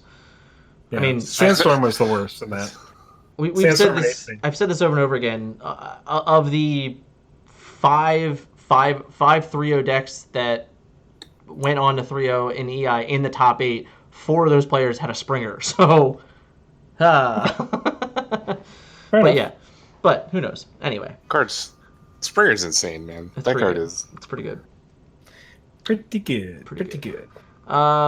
So Titan Master so far, pretty excited about it, right? I mean, I know you said you're a little hesitant about the Titans, and I think everyone is, for what it's worth. I don't know. From literally day one when I found out about them, I'm just like, wow, these sounds amazing. It's going to change everything. So I've been excited for a long time. So I'm excited to finally play with them. Yeah. I think it's going to change everything. I just don't know how I'm reserving my judgment. So the cards that I'm most excited for, obviously, right now are the ones that I can evaluate based on the way we played the game up to this point. Yeah. Which is not a bad thing, right? Because all that means is that you go in with low expectations and then you might be blown away, right? Right. That's 100% true. So, hey, So, This is why they don't give us spoilers, though, Dan. I know. Well, listen, that's not true at all. I know. That's for another conversation. Yep. You guys already said plenty about it on your podcast. I know. We had a lot of fun with it. That's for sure. So you guys, like you said, you started getting a little more serious in last July. So you didn't hit up Origins, you didn't hit up Gen Con. Nope. This year, if they were going to happen, were you guys planning on getting to them? Yes. At least I was. Yeah, I want to go. Cool. So that's good. That's something to look out for. It's definitely part of my goals for 20 is like to get back to Origins, back to Gen Con and play in these competitive events. Right. We only have so many big tournaments. You know, the PPG Tour has inflated that some, but there's only so many like real high level events, and yeah, I've said it over and over again, and I'll continue to say it. Last year, the 3 biggest events were the convention events. Everything else was, the PPG stuff was a great thing. It was a great addition. But in the end, it really is. It's only really meant to be a slightly bigger local, right? Because he's not. The prizes aren't enticing people to fly there realistically. Especially for players that like need to break even and stuff like that. Like the payout just doesn't exist. So to me, it's like you didn't have every competitive player at all of those events because they weren't necessarily worth it for competitive players to go to. I think they represent a good chance for WotC to expand their regionals. Yes, I totally agree. And the other thing, the big difference is that the areas that PPG could hit there might not be, like, for us, we have a big area in South Philadelphia and, like, South Jersey, Philadelphia and New Jersey, and spreading out to, like, Harrisburg, which is, like, about 2.5 hour radius. But there's a ton of guys that play up in North Jersey that don't always make the trip. There's guys in New York that don't always make the trip. There's guys in Connecticut. So all of a sudden, when you put, like, a big tournament in like Atlantic City, which is kind of like the center for all those people, and then you include us that would definitely travel, if a tournament in Atlantic City would probably pull about, it could pull about 50, 60 players. So when you look at those type of events, but that's good for the game for sure. If you're able to pinpoint an area and get people to come. Same thing with like Pittsburgh, for us, like Pittsburgh's on the other side of the state, but it's a 6-hour drive and it's a pretty quick drive. And that would hit like everyone in Ohio, it would hit the guys in West Virginia, it would hit, so you would probably get a pretty nice turnout for the areas like that too. I know like your guys' local's a lot smaller, but even for you, I think did you guys have a couple people travel to that 14-player event? Yeah, they There's came from Des Moines from and Des Kansas Moines. City. Yeah, It's so like 3 hours. like if the prize is there, people come, they show up. So if those events get bigger and they start to show a bigger prize pool, then like I think they'll definitely grow and they'll be more meaningful. But last year, the way it was sculpted was those convention events where they were meant to be the bread and butter for them, and I think PPG just kind of like they just fell into a great opportunity. So like I'm kind of only half joking, but PPG should have an event in like 6 hours from Minneapolis, Twin Cities. We're 8 hours from Chicago, 6 hours from Oklahoma City, 3 hours from Kansas City, and 6 hours from Denver. okay, So we're right smack in the middle of all of them. yeah, and I mean like their tour is, I believe their tour is mostly an East Coast thing, but it's like all up and down the East Coast. Yep. And then like they did the one thing in Vegas, And a couple Texas. yeah, and a couple in Texas. So I know it. I don't think they've done anything out in California yet. I think Vegas was the furthest they had went. But I mean it's close enough, right? And Vegas is like 3 hours from Right, LA. So, right. yeah. It's close enough. So we'll see what that goes. But did you guys like go into 2020 and set any goals for yourself, like aside from just going to these events, like anything that you're like really reaching for? Our stuff, I think, has mostly been content production goals. Yeah. Like obviously, I want to do well. Like Mhm. I want to play well. I want to get better. Mhm. And I want to go to the big events. But like this week specifically, Jesse and I have been talking about like the shuttle bus and what we're gonna do, and just growing that is as big a deal for me in the Transformers game as playing Transformers is, because it's the shuttle bus is the majority of my output for Transformers stuff. Like I play cards with Jesse because, like you said, our local is small. Yeah. And we talk about it all the time. And obviously we have traveled for it, but we don't travel on a regular basis because there's nothing around here really. We can go to Omaha for the same place that ran the MP44 tournament, has weekly stuff, though it's shut down now because of the yeah. societal situation. But in general, my Transformers exposure is 90% Jesse and 10% you and Scott. Like, Yeah, I mean that's probably true, and for me it's even less. I mean, Neil is pretty much almost 100% my Transformers exposure because I just don't. I get so busy with my day job and the fact that my wife and I own another business on top of that. So, like, that's one challenge of being a competitive player is having a real life makes it very, very difficult to commit the amount of time necessary to really get good at the game. And so I hope that I can improve just my general understanding and evaluation of things this year. That's a personal player goal that I have. Yeah. But to match Neil, I really just want to continue to put out content that people are enjoying and that is fun to listen to. And if we can help other players kind of bridge the gap from being super casual to competitive, or just also enjoying casual, but maybe at a little bit more elevated casual level. Cool. That's kind of the place we're happy to live in. We don't, you guys do such a great job on competitive content. I mean, there doesn't need be a whole bunch of us talking about the same stuff in this game. So I think there's an opportunity there. And so for us, that's what we really are going to kind of, we're still trying to find our identity. I think like when you start one of these things, you started just with this idea of, well, we'll just talk about the thing we love. And then you like realize somewhere along the line, you start developing an identity, but you're not always 100% sure. So like right now we're kind of in what I would call the junior high years of our identity, kind of gangly and trying to figure out what we're doing. I like it. Yeah, I'm not gangly. Whatever. I don't. This is not something we've discussed before.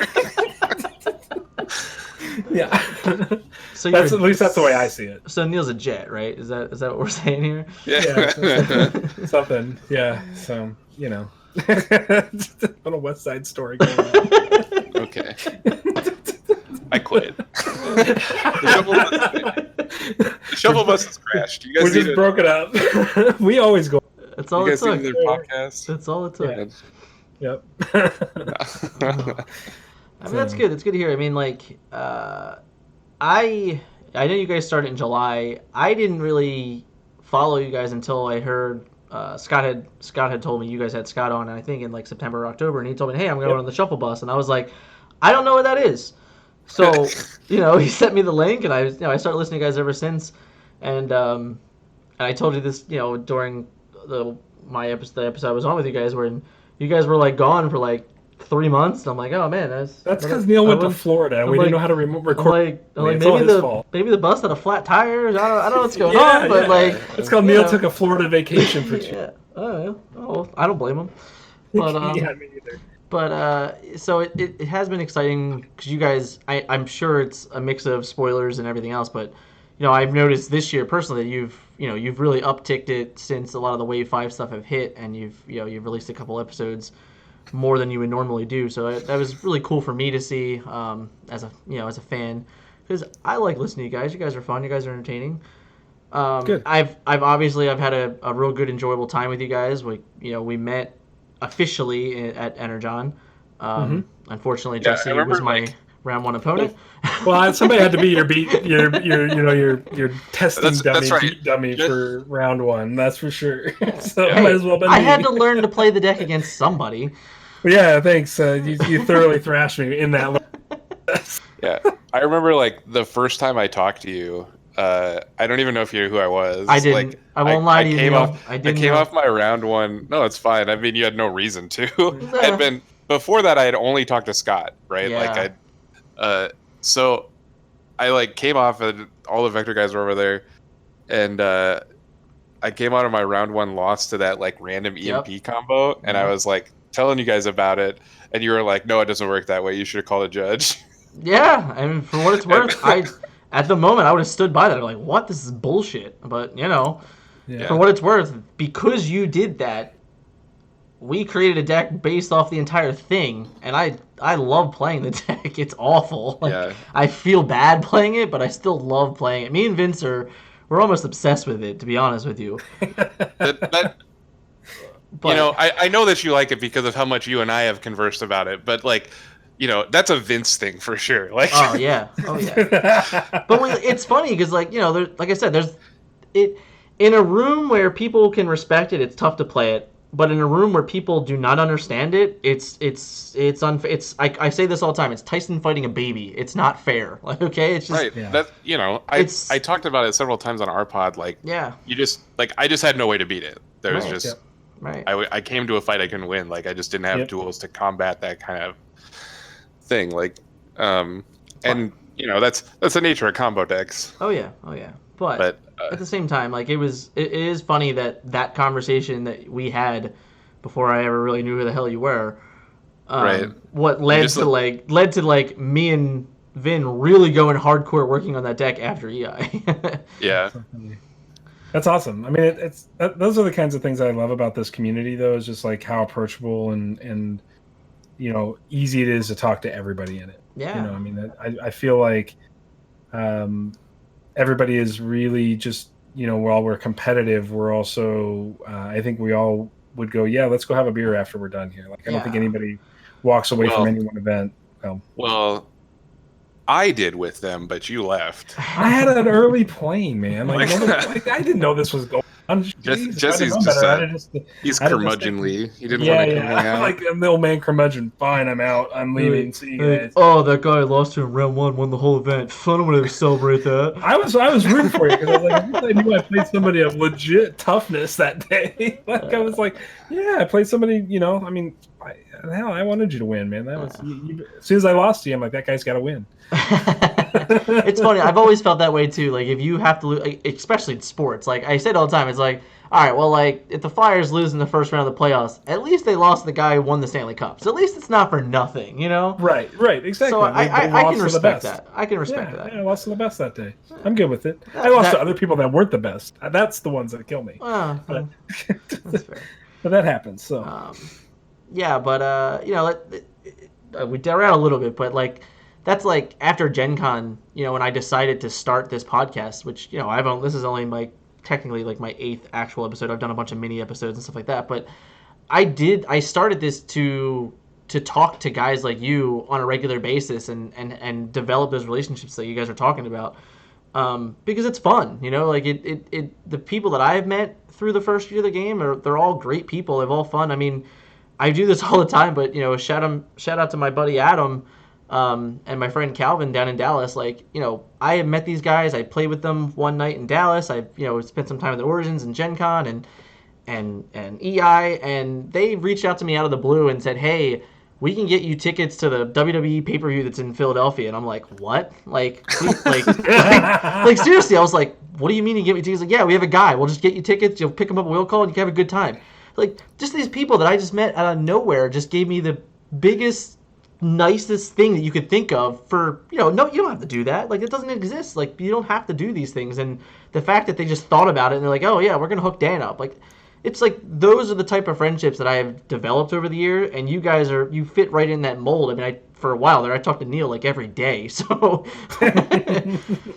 it's very fun and it's very enjoyable, and we had such a blast when we recorded your guys' podcast, which I'll definitely leave in the description in case anyone hasn't heard about it.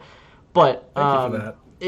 You guys are a ton of fun, and I love I love doing these with the content creators, especially ones that you guys don't think you're as well known, and maybe you're not as well known. Who knows? But the point is that you guys put yourself out there, and you do your best to do what you guys want to do, and that's something that everyone should appreciate. Yeah, creating content is not easy. It's a lot of work. Like a lot of work. I mean, I know you know it. Yeah. To all the content creators out there, like, thank you. Just keep doing it. Yeah. Yep. And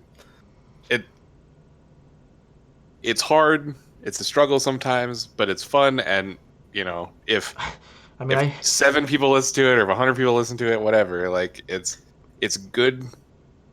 It doesn't hurt to have it out there, right? Like, it only improves the community and the game. I mean, I think in this time more than ever, which is like why I jokingly reached out, but I was actually really serious, last week when I reached out to guys about doing this, because like right now more than ever, like I find myself like, clawing for stuff to listen to during my day because #stay-at-home dad right now. So, like I just, there's only so much toddler talk you can. Yeah, man. Like, I got a 2 and a 5-year-old, and listen, they, stuff. So, when I can hear people talk, and especially about a game that I love, like it helps a lot. So, like, that's why I like doing. You give me a call anytime. We can talk about Perceptor. Like, look, I almost inserted the whole like 3 hours later in my pod. Yeah. I mean, like, just about did it because it was like, oh boy. All right. Well, we're gonna end on the anything goes section, which I normally let you guys just literally bring up whatever topic you want. So if there's anything you guys wanted to close with, anything you guys wanted to say, talk about, it's all, the floor is yours. Go for it. Perceptor is great. Thanks. Volcanicus thing is really bad. Yeah. But you can win a 35th if you can figure it out. It's pretty cool, actually. I don't think it's as bad as some of the other ones, for what it's worth. Yeah. Did you listen to my thing? Like, yeah. No, because nobody listened after minute 1. No, I'm salty about this. No, I mean, I won't give the spiel again, but I'm salty. right. Obviously, my thing I'll take away from this, Dan, is first off, thanks for having us on. It's always a pleasure to get to BS with you. I mean, we have a great time talking with you, and obviously everything Vector does for this community is you guys are so busy doing content. I mean, I'm just in awe about the amount of content and the sheer volume of content you put out on a weekly basis is just phenomenal. So, obviously keep doing what you guys do. You're a real asset to this community. And that's, I mean, we're proud to be listeners of your content. I try to keep up, but man, you guys put out so much. It's I'm behind right now. That's fair. Yeah, I finally got to listen to the one where they give me a shout out for the IP44 win. That was nice. I appreciate that. Yeah. For the record, I don't remember if Vince said your name or not, like your last name, which I'm not even about to attempt to be incorrect on. But I just remember him telling him, like, yeah, this is Neil. He goes, what's his last name? And I sent him the name, and he goes, cool. And I'm like, are you going to say it? He goes, I don't know. My name is easy. It's just Molman? Molman. All right. Yeah. All right. See, it's fine. It's Like my email address is Moleman, like Moleman. the bad guy from Fantastic Four. Yep. I would have went with Mega Man, but sure. What? I'm not even sure there is a Mole Man, but I just feel like there is. That he tried that first. The Gmail account was already taken. Yeah, my I guess I shouldn't just like say my email. Yeah. So Well, I won't say the you whole always thing, want but to talk it to people about Perceptor. That's another way for them Yeah, to he true. does offer a lot to email him about. I love that card, man. I'm very excited about it. I'm not gonna lie, it was you. There's been a couple people that have like really like made me feel good about it, and you know when I listened to that podcast, like you had recorded it before we'd even talked about it, type thing. So like I knew that you liked it and you enjoyed it, but I didn't know like the actual excitement about it. And I was like, it's really cool that like I was able. I literally sat in the hotel room the night before, and I'm like, I hope I win so I can make a Perceptor. Unfortunately, that wasn't my thought, but you know, it still was a happy ending for you. So you know. Yeah. I need to know, did you have Weaponizer Megatron on your list at all? No. Dang it. No. Not Jesse's sad, like. Just, No, Dang truthfully, it's funny. I did talk about this a little bit before, but like the main ones that we had kept coming back to were like, what character could we make that's like currently either not in the game or it's in the game and there's a bad version of it. And I know Megatron kept coming up, but I kept saying like I'm not going to make a Megatron. Like I don't want to be if I'm going to make a brand character, I would have made an Optimus Prime. Let's be honest, because I am having name, a big name like that is a lot of pressure, right? Right, right, and like they already make one every set, like so it'll get so easily forgotten. Like for all we know, this might be the only Perceptor in the game. Like it is right now, and it could be for the foreseeable future. And like the fact that it's also a telescope, even though it's not a telescope, which I was a little upset about. It has all these little quirky things in it that like they weren't in the game before, and it's very interesting and it's very intriguing, and I've got mostly all good feedback about it, other than the people that are negative and saying, oh, it's too powerful and this yada yada yada. I can tell you right now, the card is not too powerful. It's as powerful as it was allowed to be.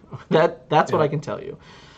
Yeah, I mean, I love Fact or Fiction, so I think this is really cool, and I'm excited to try it.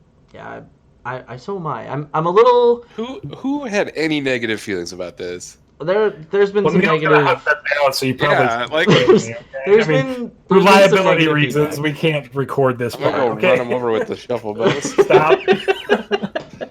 Our lawyers do not condone running people over in this conversation. That's fair. Anything else, guys? It's been a ton of fun talking to you guys. Yeah, this is gonna be your longest episode because. Yeah, probably. It's okay. We did the same thing on yours. It's fine. Well, we do it on every episode. Yeah, I'm like, where do I cut from this episode? It's already 2 hours long. Yeah, I mean, I can't thank you enough for having us on. Like, you know, we had you on. Mm-hmm. Like every other content creator had you on because you won the EI, and you know you're like big name in the game now. And we were very, you know, we were very honored to have you. You know, like obviously we had met and knew each other kind of personally before that, so it wasn't like, you know, we just called you up out of the blue or whatever. But you know, we were still very happy to have you on. It was a big deal for us, and it made a good episode. But like you asking us to come on, like. I don't know how famous we are in the Transformers community, but it can't be very. So, No. Like, it's very flattering to have you reach out to us, and I'm glad that we could. Hang out and. Like I said, this podcast is so much about the people that I've met and the interactions that I've had and the enjoyment that I've had with all kinds of different people, and it's, you know, you guys are, you know, since meeting you guys at EI, you've been like I said, there was a point, Neil, where we talked like every day. You were almost like an everyday person that I talked to. So it's like you develop that type of relationship, and it's fun and it's enjoyable because, you know, to me, you're always growing the people that you meet, and it's great when you meet great people. So, you know, that's what it is. Neil is gonna go have like a celebratory beer or something now at this point. So We'll video chat it. That right? one wasn't even that weird. Like, come on. No, but his Like, man that crush was just just grew like 3. a meaningful, nice thing to say, and now you're I making know, it weird. It's nice. I know, but you're like a Tamagotchi when it comes to Dan, so like it's just gonna get stronger. It's all good. It's all good. I can never be seen in public with you again, man. It's It's Well, my for favorite what it's part worth- about giving him so For much what it's worth, trouble. about it's not having any time in the foreseeable future. So Yeah, that's That's the true. plan. Just, I mean, last thing I'll say is Yeah, just stay safe out there, yeah, man. yeah. Stay healthy.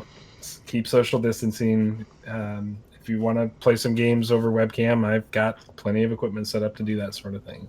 Yeah. So just let me know. Yeah, 100%. I'm gonna repeat it. You're gonna hear there was something said at the beginning of this that is pre-recorded from us. Telling everyone, hope you guys are enjoying the content during this time, and I can't repeat it enough. Like, just stay safe. I know it seems silly with all the rules that they're saying and all this stuff, but like they're saying it for a reason, and it's worth taking serious. Right. Yeah. Yep. Agreed. But thank you guys again for coming on. It's always been a blast as usual, and hopefully we get to do more of these in the future when we have more stuff to talk about. Definitely. All right, thanks again, guys. Thanks.